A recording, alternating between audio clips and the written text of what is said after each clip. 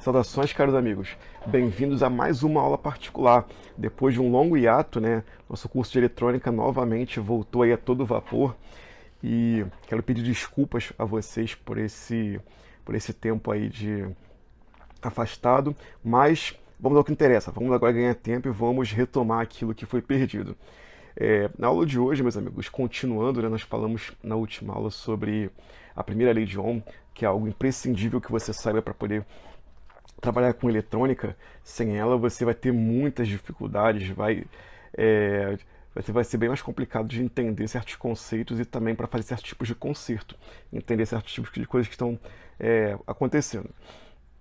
Então, amigos, na aula de hoje nós vamos dar uma continuidade, nós vamos falar sobre a segunda lei de Ohm e também vamos falar sobre condutores, E o que são condutores? Bom, o nome condutor já é autoexplicativo, significa aquilo que conduz. Mas o que é conduzir? Nada mais é do que levar algo de um lugar para o outro. No caso da energia elétrica, são o meio pelo qual os elétrons se deslocam de uma fonte, local de onde são gerados, até o destino, que é a carga, é aquilo que vai ser consumido, então é só isso? Então podemos ir embora, está tudo explicado, Palma a palma, não priemos cânico. Bom, para início de conversa, precisamos entender que, basicamente, existem dois tipos de condutores, os bons e os maus. Os bons são aqueles que fazem o bem e os maus são aqueles que eletrocutam as pessoas. Brincadeira. Tá muito brincante hoje esse professor, Na verdade, os bons são aqueles que têm facilidade de condução, ou seja, eles têm baixa resistência. Se for querer ser mais técnico, eles têm menor resistividade, ou seja, os materiais que possuem mais elétrons livres no seu corpo, como metais, eles são os bons condutores. Já aqueles que não possuem boa condução, ou seja, possuem alta resistência à passagem de elétrons e possuem poucos elétrons livres em seu corpo, são os maus condutores elétricos, como a porcelana, o plástico, borracha e outros, Podemos imaginar como se fosse um túnel para automóveis. Automóveis, caraca, essa foi do fundo do baú, Onde o condutor é um túnel e os elétrons são os carros, caminhões, ônibus e etc, De maneira mais técnica, temos o Coulomb, que é a unidade de medida nomeada em homenagem ao físico Coulomb, Vou te deixar na tela aí porque me falhou a memória. Tanto físico que participou da história da eletrônica, Nós devemos muito a eles, E já aprendemos a unidade chamada de ampere, na nossa terceira aula de eletrônica, que se você não viu, eu vou deixar aqui no card, aqui na parte de cima. O Coulomb é a unidade de contagem de elétrons. Então, a partir dela, eu consigo saber quantos elétrons passam por certo ponto. Já a unidade ampere é uma simplificação do Coulomb. Ao invés de nos referirmos a bilhões de elétrons passando, é mais simples usarmos o ampere para usar o ampere e seus submúltiplos, miliampere, quiloampere ou nanoampere. Porém, entretanto, todavia, a título didático, vamos explorar o Coulomb para entendermos a passagem de elétrons por um condutor. Um Coulomb representa 1018 prótons, ou elétrons, ou 6,25 vezes 10 elevado a 18 elétrons. Caraca, ainda lembro isso de cabeça, cara. Tantos anos ainda lembro de cabeça. Enquanto 1 ampere representa 3.600 coulombs, ou seja, quando falamos em 1 ampere, estamos dizendo que para aquela carga funcionar, precisa de 3.664.800 elétrons. Caramba, e a gente pensando que 1 ampere é pouca coisa, Você achando que o carregador que carrega seu celular a 1 ampere-hora, Você acha que, ou 1000 mAh, Você achando que é pouco, é coisa pra caramba, 3.664.800 elétrons por segundo, Coisa pra caramba, hein? E aí é que o nosso estudo começa a fazer sentido, porque que aí entra o quanto o condutor aguenta, o tanto de elétrons que passa por ele por segundo. Pela lógica, quanto maior for a banda passante, a largura do fio, maior a quantidade de elétrons conseguiria passar por eles sem problemas. Não estou dizendo que se ele for fino, que não vai passar. Ele vai passar sim, mas vai ter problemas. Que problemas são esses, Alan? Se eu tiver um condutor muito estreito e tiver um volume muito grande de elétrons para poder transmitir, a quantidade deles passando em um espaço estreito e em pouco tempo causará aquecimento. Por conta do atrito dos elétrons com o corpo do condutor, ou seja, com o corpo do fio, a parte da energia elétrica se transformará em energia térmica, calor, que chamamos de efeito Joule. algo que nós vamos aprender mais para frente, né? Então, quando nós temos um fio muito fino e temos muita corrente elétrica circulando por ele, ele vai tender a esquentar. Então, parte daquela eletricidade ela vai se perder, não vai chegar ao destino, e ainda por cima vai se transformar em calor. Esse é o princípio que nós utilizamos numa resistência elétrica, por exemplo, né, que a gente usa para esquentar no chuveiro, em micro-ondas, em sanduicheiras e muitos outros, que é algo que a gente vai aprender mais para frente. Então, a bitola, né, que a gente chama popularmente quando a gente vai comprar um fio, por exemplo, um fio para elétrica, né, que a gente fala, quero um fio de 2,5, quero um fio de 1,5, quero um fio de 4 milímetros, quero um fio de 6 milímetros, de 10 milímetros. Então, essa largura que a gente chama de bitola, ela é importantíssima para a gente poder, quando a gente for fazer nosso projeto de condutores, né, nosso projeto de eletrônica, a gente saber qual é a largura, o tamanho daquele fio que a gente vai utilizar. E quando a gente fazer um conserto, que a gente chama de jumper, que é ligar um fio de um ponto para outro da placa, a gente também sabe qual é a largura, né, a espessura do fio que a gente vai utilizar também. Esse estudo parece que é bobo, parece que é só encheção de linguiça, parece que é coisa boba, mas mais para frente, quando nós trabalharmos com reatância capacitiva, reatância indutiva, nós trabalharmos com impedância, esse estudo vai ser fundamental para a gente entender o que está acontecendo, porque muitas das vezes a gente não encontra o defeito com a placa fria, sem estar energizada. A gente precisa dela estar energizada e fazer medições nela, e por essas medições a gente vai entender o que a gente chama de impedância, e pela impedância a gente vai encontrar muitos defeitos, né? Então o pessoal que quer trabalhar com a área automotiva ou trabalhar com a parte de potência, né, que é a parte que nós vamos abordar mais para frente, essa parte é de suma importância, beleza? Então só uma ilustração mesmo para poder a gente não perder a linha do raciocínio. E não se preocupem que nessa aula hoje a gente ainda vai mostrar a prática disso daqui. Eu vou mostrar para vocês como é que a gente vai encontrar esses valores e como é que funciona, assim como nós fizemos na aula passada. Beleza?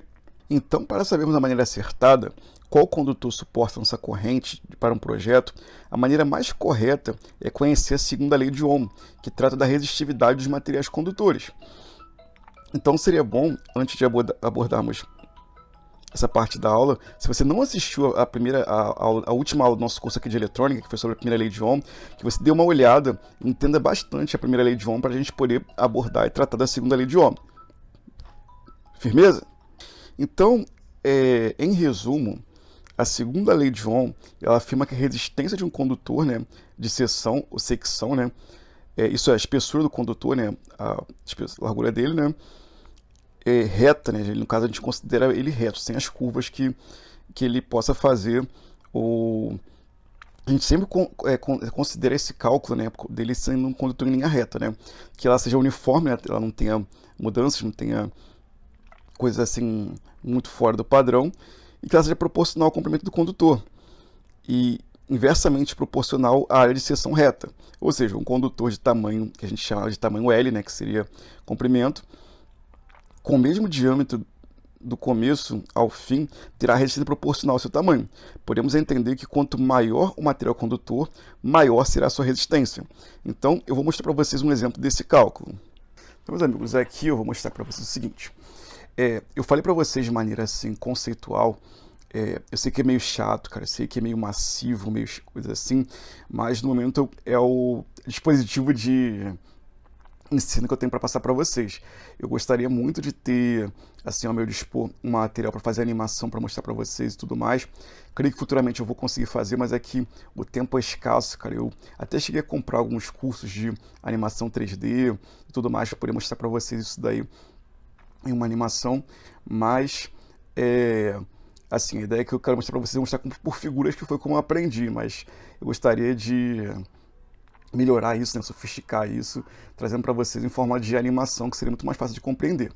Então, aqui se eu fosse fazer um zoom, né, usar um microscópio, daqueles bem potente, a gente teria aqui como se fosse um raio-x de um cabo elétrico, né, que a gente poderia ser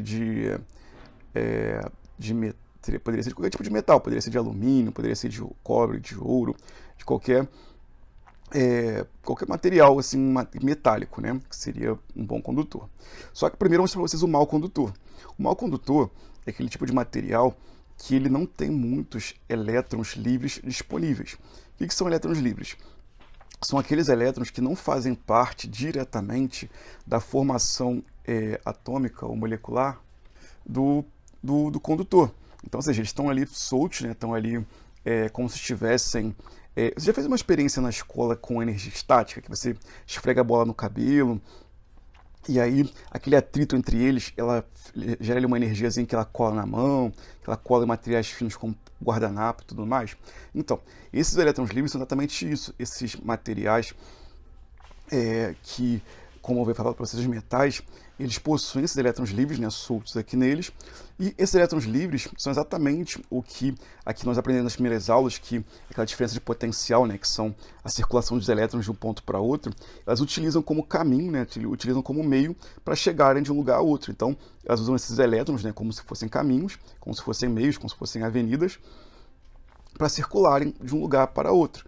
Então, um material que tenha poucos elétrons livres para poder fazer isso, ele praticamente não vai ter passagem de uma parte para outra. E notem que esses pontos, elétrons livres, estão em lugares isolados aqui do condutor. Eles não estão concentrados, né? Eles estão aqui em pontos isolados, e aí, por estarem em pontos isolados, eles não conseguem criar uma cadeia perfeita, né? Um segmento perfeito para que a energia circule por ele. Então, a gente geralmente utiliza ele como isolante, como plástico, borracha, porcelana, mas, assim, de uma maneira mais técnica, todo material ele é condutor, só que existe o bom e o mal. O mal vai ser aquele que não vai conduzir muito bem, vai perder boa parte da energia, você precisa colocar uma energia muito grande para ele conduzir. Na grande maioria das vezes, ele não vai trazer de um lado para o outro de maneira pura. Por exemplo, você vai jogar 1000 num lado, ele vai sair 0,3 do outro, né? Então, ele é um mau condutor. Mas todo material existente, ele é condutor. Ou ele é mau, ou ele é bom. E, geralmente, o mau condutor a gente utiliza como isolante, como plástico, né? Por exemplo, eu tenho um fio aqui, que aqui por dentro eu tenho um fio de cobre, e aqui do lado de fora ele é um plástico ou um PVC, um silicone, um material aqui do lado de fora, que ele mantém isolado, ou seja, não deixa com que a parte de dentro, né, a parte viva, que é a parte que passam os elétrons, ela tenha contato com a parte de fora e me protege de um choque elétrico, me protege de uma interferência do lado de fora para o lado de dentro. Então, esse material plástico, borracha, porcelana e outros são utilizados como isolantes. Já o bom condutor, se a gente olhar aqui para cima, que são os metais, na grande maioria, eles são esses materiais aqui que nós temos aqui uma disposição de elétrons livres, que são essas bolinhas que eu fiz aqui. Ela tem uma disposição de elétrons livres bem mais concentrada, né, e bem mais ramificada, bem distribuída pelo corpo do condutor. Então, ou seja, se eu quiser aplicar aqui uma tensão, uma diferença de potencial, aqueles elétrons que a gente viu no início da nossa primeira e na segunda aula de eletrônica, eles vão ter passagem, eles vão ter uma avenida, uma via para poder percorrer esse material e chegar do outro lado com extrema facilidade, sem praticamente ter nenhum tipo de perda. Então, esse é um material condutor, esse é um material bom condutor, na verdade, né? Então, é dessa forma que a gente sabe qual material que conduz e qual material que vai ser isolante. Então, se ficou bem claro, ficou tranquilo, de boa, esse conceito aqui dos materiais, a gente pode avançar para a nossa próxima parte da aula. Se vocês quiserem também mais para frente, eu posso fazer uma aula específica só sobre aquilo que eu havia falado para vocês no início, né, de ilustração, sobre o Coulomb, né, que seria a quantidade de elétrons que existem em um lugar, em um espaço, né, ou que constitui, né, o ampere, para a gente saber quantos milhões, quantos elétrons passam por um ponto e tudo mais. Mas se vocês acharem que aquela explicação conceitual ficou mais de boa, a gente pode avançar, porque essa parte do Coulomb, né, essa parte da quantidade de elétrons, ele é mais para a área da elétrica, mais para a área de distribuição, não é muito para o nosso foco que é eletrônica, que a gente tem um foco um pouco diferente para poder trabalhar. A gente trabalha mais com os fenômenos causados pela eletricidade do que com a distribuição da eletricidade, que isso aí é mais um campo da elétrica. Então aqui eu fiz aqui do lado de cá, pessoal, vou mostrar para vocês já a parte prática, tá? Eu sei que para alguns é meio maçante, meio chato, mas eu preciso que vocês entendam essa parte primeiro. Então, se nós fôssemos utilizar a segunda lei de Ohm, ela diz que quanto mais longo for o condutor, né, quanto mais longo for o fio, for o cabo, maior vai ser a resistência que ele tem. Então, por ele ser mais resistente, eu vou precisar ter uma tensão, né, uma força maior para empurrar esses elétrons para que não tenha perda, né? Então, lembra da primeira lei de Ohm, que a gente fala que quanto maior a tensão, maior a corrente e também a resistência e tudo mais, assim, aquela relação. Então, quanto mais longo for o fio, quanto mais distante for o tamanho do fio, eu vou ter uma resistência maior e vai alterar a proporção entre corrente, tensão e resistência. Então, aqui na segunda lei, a gente vai abordar principalmente a resistência e nos materiais, né? Então, aquele mesmo exemplo que eu dei para vocês do cabo, né, do fio, do condutor, aqui no caso tem um condutor, tem um corpo dele aqui a largura dele, né, essa parte aqui de essa grossura dele, a espessura aqui, a gente vai chamar ela de A, que seria a área, né? A área em que vai ser percorrido, que os elétrons vai ser percorrido. Então, essa largura aqui, essa espessura aqui, a gente vai chamar ela de A. Toda essa parte aqui é A, que é o corpo do condutor, é a área do condutor, né? Por isso que a gente chama de A.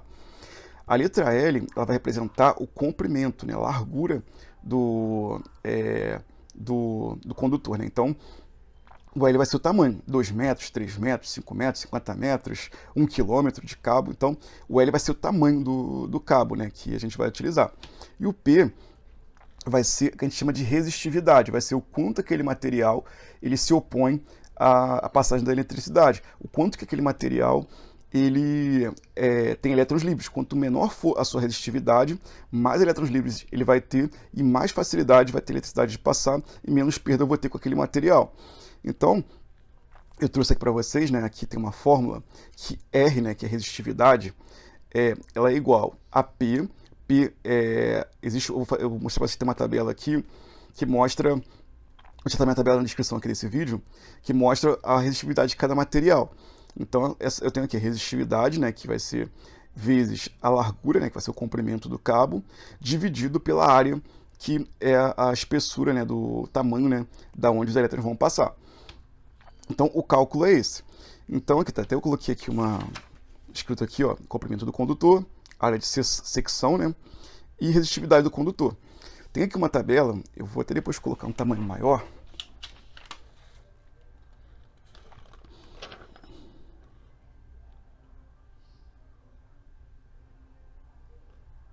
Aqui embaixo. Então aqui, ó, eu tenho os principais materiais condutores que tem aqui, os principais materiais condutores que são utilizados na indústria para a fabricação de fios, cabos e outras coisas no meio da eletrônica. E aqui eu tenho a resistividade dele. Então, aqui nesse ponto aqui, ó, eu tenho aqui, ó, a tabela, né? O material, tá aqui alumínio, artimônio, bronze, chumbo. E aqui a resistividade. A resistividade é dada em ohms por metro quadrado. Então, quando eu falar, exemplo, aqui a resistividade, eu tiver o resultado vai ser tantos ohms por metro quadrado. Então, a resistência por metro quadrado. Desculpa, por milímetro quadrado, perdão. Resistência por milímetro quadrado. Então, aqui, ó, tem o alumínio. A resistividade do alumínio é 0,029. O antimônio, 0,0417. O bronze, 0,067. Chumbo, 0,22. Cobre puro, 0,0162. Constantano, não conheço esse material, 0,5. Estanho, 0,115. Grafite, 13. Ferro puro, 0,096. Latão, 0,067. Mercúrio, 0,96. Nicromo, 1,1. Níquel, 0,087. Ouro, 0,024. Prata, 0,0158. Tungstênio, 0,055 e zinco, 0,056. Então, desses materiais condutores aqui, o que tem menor resistividade, né, o melhor condutor desses aqui é o ouro, que ele tem 0,024. E o pior entre eles aqui é o grafite, que tem 13 ohms por milímetro quadrado de resistividade. Então, o grafite desses aqui, ele é o pior condutor dentre esses aqui. Depois do ouro, o segundo melhor condutor seria o alumínio. E assim por diante. Vou deixar aqui embaixo para vocês acompanharem. Então, para mim saber a resistividade de um cabo, né, de um condutor e tudo mais, eu preciso simplesmente fazer essa conta aqui. Então, vou trazer aqui para vocês. Eu deixei já tudo escrito aqui direitinho para não ter que perder tempo escrevendo. Mas não sei se é possível vocês visualizarem. Então, ó, o que a gente vai fazer? Toda vez que a gente tiver, para facilitar a nossa conta aqui, a gente vai converter o tamanho, né, o metro, a gente vai converter ele em milímetro, para poder ser mais fácil, porque a seção ele é dada em milímetro quadrado, e facilita na hora da conta. Se você não quiser fazer isso, você vai ter que, depois no final, converter aí a parte matemática para poder ter o resultado mais correto. Mas eu acredito que o melhor seria fazer isso. Então, ao invés de escrever 2 metros, eu escrevo que eu tenho 2.000 milímetros, né, de comprimento de um condutor. Então, eu tenho um fio de 2 metros, ou 2.000 milímetros, com uma seção, que seria a largura, né, aquela bitola dele ali, ele tem uma seção de 1,5 milímetros quadrados.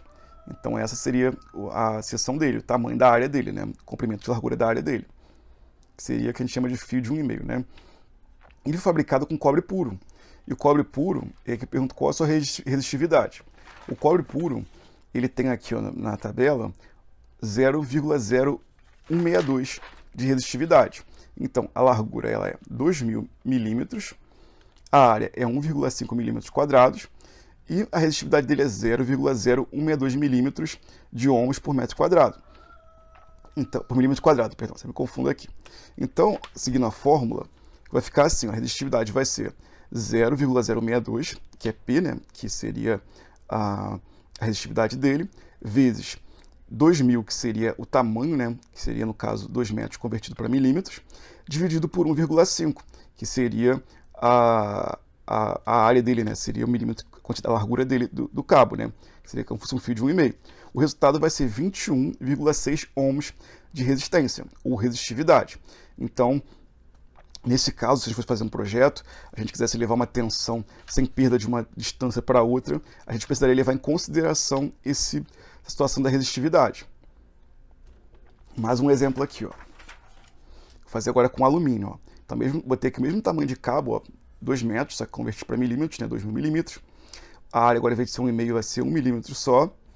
E a resistividade do alumínio é 0,029 ohms por milímetro quadrado. Agora acertei, né? Então vai ser 0,29, que é a resistividade, vezes 2.000, que é o tamanho, né, que é 2 metros convertido para milímetros, dividido por 1, que é 1 milímetro de largura que ele tem, que vai ser 58 ohms. Então vamos lá. Agora eu vou considerar o ouro, que é o mais, que tem menor resistividade. Então vou colocar aqui, ó, escrever aqui ouro. Então vou colocar um tamanho de um cabo maior, vou botar aí que ele tem 3 metros, né? Então, 3 metros, dá 3 metros e meio. Então, vou convertido para milímetros, ele vai ser 3.500 milímetros, certo? Um cabo de 3 metros e meio, ele vai ter, convertido para milímetros, ele vai ficar 3.500 milímetros. Se vocês quiserem, eu posso abrir aqui uma playlist só de conversão matemática para a área da eletrônica e informática também. Eu já tenho alguns aqui, eu já tenho alguns de informática, né? Conversão para binário, conversão para hexadecimal, octal. Se quiserem, também posso trabalhar com vocês essa parte de matemática aqui, se tiverem dificuldade. Então aqui a área que eu vou escolher, ele vai ter de largura, eu vou botar que ele tem 3 milímetros também 3 milímetros quadrados, né, de área. Seria um cabo de 3 milímetros se fosse um cabo para elétrica, né? Se bem que eu acho que não existe, né? Seria 2,5, 4 milímetros, né? Então vou arredondar aqui para 4 milímetros, perdão. Então vai ser um cabo de 4 milímetros, aquele cabo um pouco mais grosso, né? Que o pessoal geralmente usa para tomada de uso especial, né? E aqui a resistividade desse cabo, eu tenho que ver aqui na tabela, ó. O ouro tem, ó, 0,024 de resistividade.